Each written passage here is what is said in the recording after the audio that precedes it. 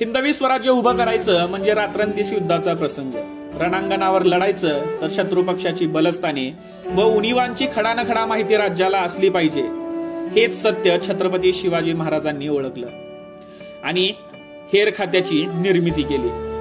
कधी फिरस्ता, कधी गोसावी, कधी फकीर, कधी वासुदेव, कधी कुडमुड्यात जोशी, कधी नंदी बैलवाला तर कधी डोंबारी, अशी एक ना अनेक रूपे घेऊन शत्रूच्या गोठात जाऊन प्राणाची पर्वा न करता स्वराज्यासाठी छत्रपती शिवाजी महाराजांसाठी आयुष्य वाहिलेला मावळा म्हणजे बहिर्जी नाईक. बहिर्जी हे आपल्या स्वराज्याच्या हेर खात्याचे प्रमुख होते. स्वराज्याच्या हेर खात्याचं यश यातूनच सिद्ध होतं की आजवर एक सुद्धा ग्रंथ उपलब्ध झाला नाही जो स्वराज्याच्या हेर खात्यावर प्रकाश टाकेल. पण आज 350 वर्षानंतर अनेक शिवचरित्रांचा अभ्यास करून, अनेक मोहिमांचा अभ्यास करून प्रेम धांडे या लेखकाने